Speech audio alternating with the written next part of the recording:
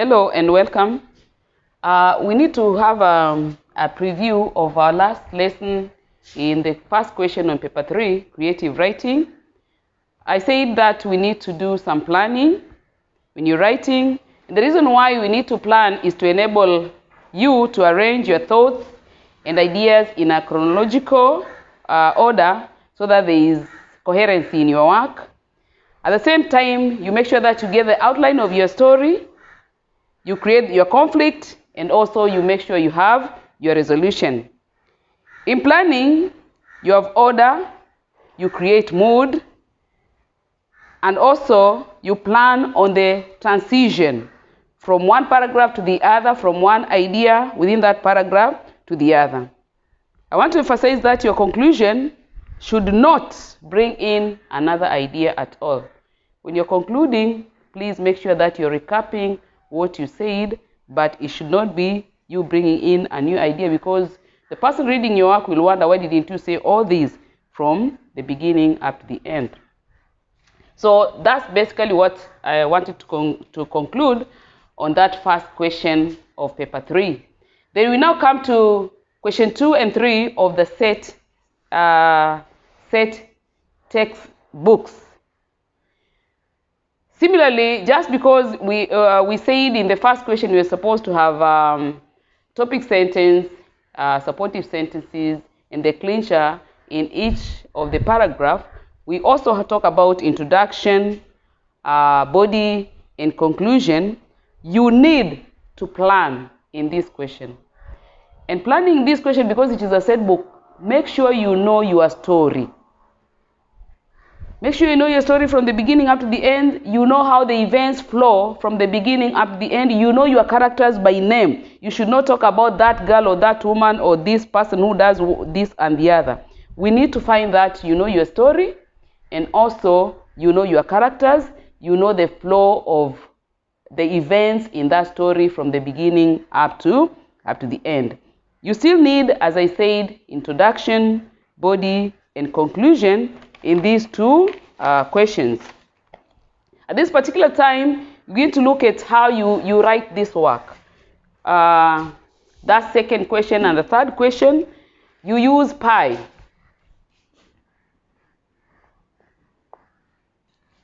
Points, illustration, and explanation. This is now on question 2 and question 3 of paper 3 of your work.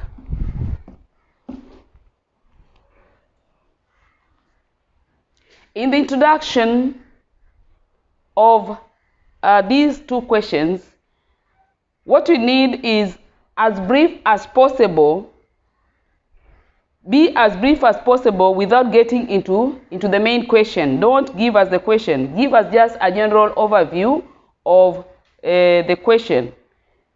Avoid inadequacy developed paragraphs. When your paragraphs are not advanced, there's sometimes when you read your essay, you find you've got only one sentence and you call that a paragraph.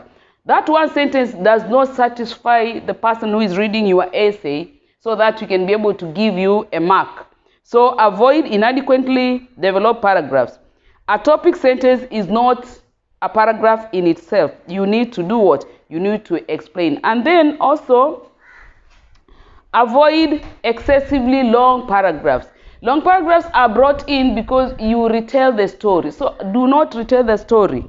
Just go straight to what does the question want you to do.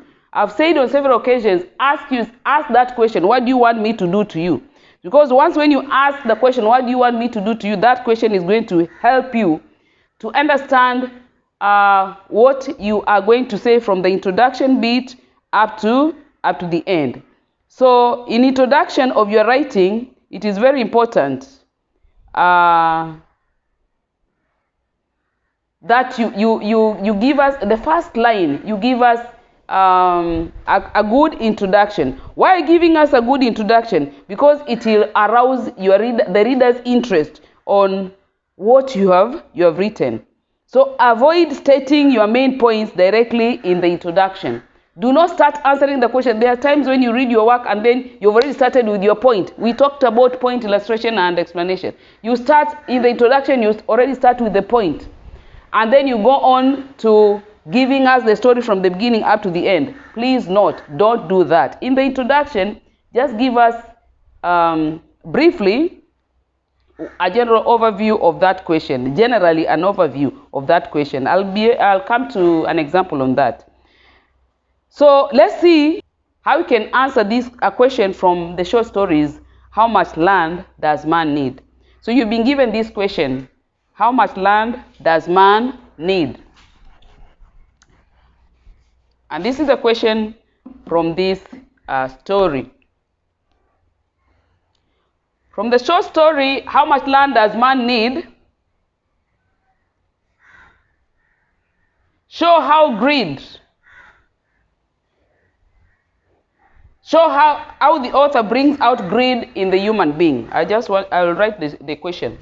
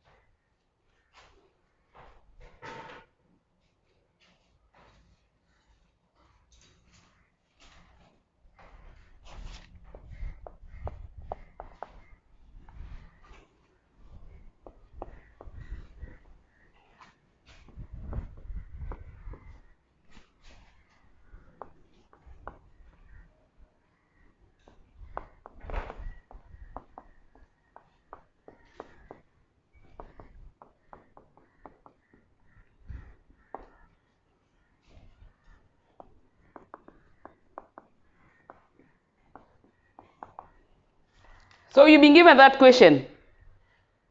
The author shows human greed in the short story, how much land does man need? And therefore, you've been told to do what? To support this statement. In your introduction, don't start giving us the story from the beginning up to the end. We don't need that. Your introduction should look like this.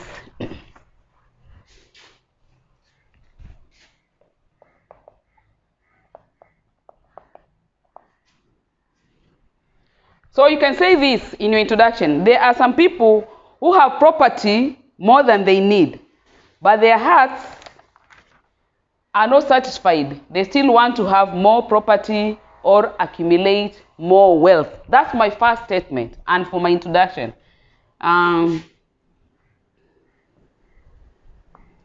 there are people who have property, but this does not satisfy them.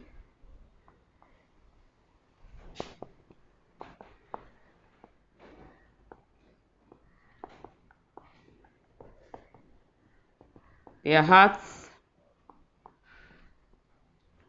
yearn for more.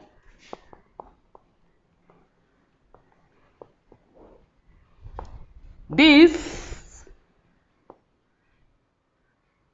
brings disaster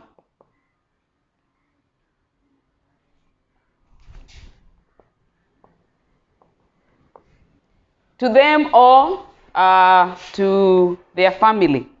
That is my introduction. Now, I said you use PI. Point, illustration, and then explanation.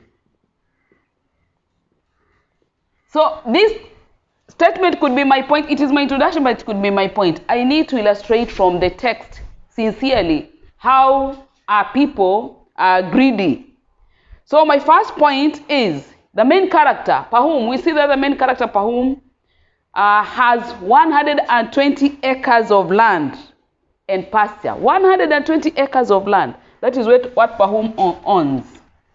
But he is not satisfied. He still wants more. He has 123 acres of land. Apart from that, he has a house, a very big house. We're being told he has got a very big house. And in that house, there are 5 family members who live in. And then he has farmed, and the number of cattle kept increasing in his farm. But he had a desire to farm widely, we are being told, and keep more livestock. So this idea kept disturbing him. How can I acquire, this is what he says, how can I acquire more wealth? How can I acquire more farms? If I have more lands, this idea kept coming to him. If I have more lands, remember that one is coming from the what? From the story. If I have more lands. I want to read from paragraph 1 and 2. Pahom was a farmer in the countryside of Russia. He had 123 acres of land and pasture. Also, he had a big house which 5 family members lived in. As he kept farming, the number of cattle kept increasing. Pahom had thought that his land was not big enough. That's greed. His land was not big enough. He wanted wider and more fertile lands and had a desire to farm widely and keep more livestock. All day, Pahom kept thinking about only one thing. How can I have more lands? So that's a point you have already picked up in your introduction, that the heart's desire for more. And then you talk about the property that Pahom had. And then the heart desires for more. He kept thinking of only one thing. How can I be able to do it? How can I acquire more land? Now this idea of his of wanting to acquire more land is the one that sets a trap to him when we get who? This businessman from the Bashkirs. This businessman who comes in along, he now brings in the idea. We're being told a passing dealer tells him that land is cheap where the Bashirs are.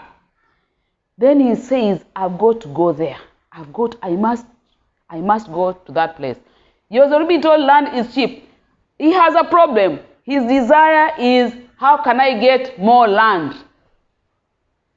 And then what does he say? When he's told by this businessman, where I come from, land is acquired cheaply. You can buy land very cheaply.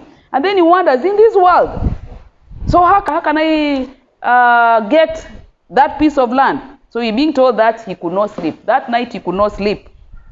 He was thinking of, if I walk the whole day, because he was told, if you walk, the distance that you take in walking is what is going to give you the piece of land. So he thinks, if I walk the whole day,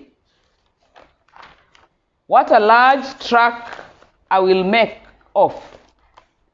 I'll get the largest, best land above all the people desire to have more. If I walk, only walking, let me walk.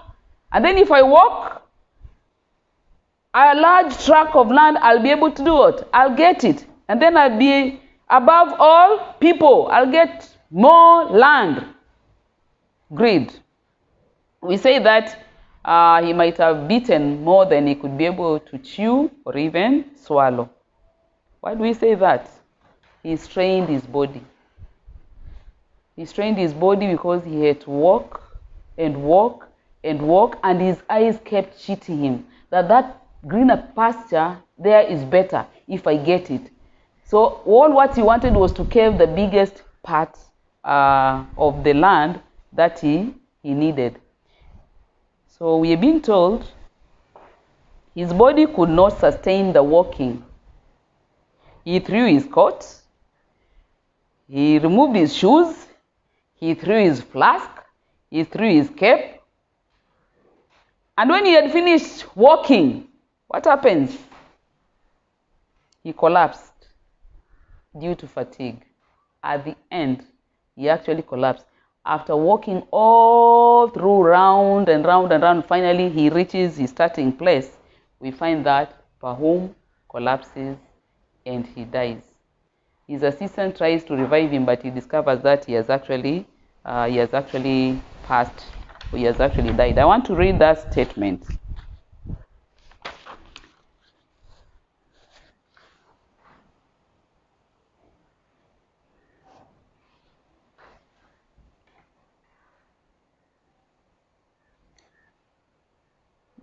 You could see the fox far, that's the second last paragraph. You could see the fox far up on the ground. With all his remaining strength, he rushed on, bending his body forward so that his legs could hardly follow, past enough to keep him from falling. Just as he reached the hillock, it suddenly grew dark. He looked up. The sun had already set. He gave a cry. All my labor has been in vain. He was about to stop, but he heard the Bakshirs still shouting and remembered that, though to him from below the sun seemed to have set, they on the hillock could see it. So he took a long breath and ran up the hillock. It was still light there. He reached the top and saw the cap. His legs gave way beneath him. He fell forward and reached the cape with his hands. "Oh, what a fine fellow!" exclaimed the leader. "He has gained much land." Pahum's servant came running up and tried to raise him, but he could not move.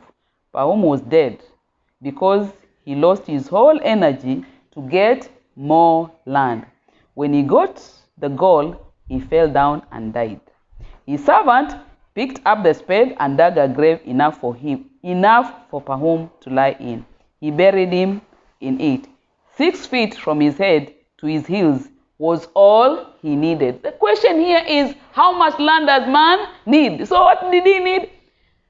6 feet is all what he needed. So he died because of greed. He wanted more. So in your conclusion, my students, you conclude that Pahum's tragic death is as a result of his greed. He was obsessed by the idea of getting wider chunks of land. He died tragically. The question of the story, how much land does man need, is answered in the end. We humans need only 6 feet of land. That is what we possess when we die. So you can accumulate all the wealth in the world, but in the final analysis, how much land does man need? 6 feet. So we should be satisfied with what we have. Had Pahum been satisfied with the wealth that he had, we think that he would not have passed on. So you can complete with either a saying or you complete with a statement. You are recapping all what you brought up. So remember, please, when you're answering your question 2 and question 3, there should be an introduction. The introduction gives you 2 points. It should be a good introduction. It gives you 2 points.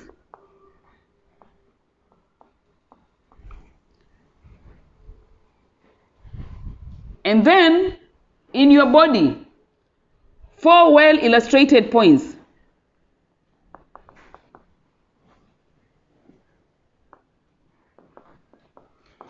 Give you 3, 3, 3, 3. That is 12 marks. Okay? And then you have your conclusion, which will give you another 2 marks.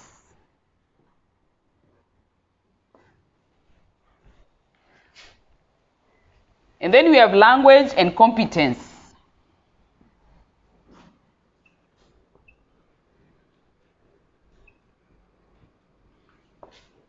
Which will give you 4 marks.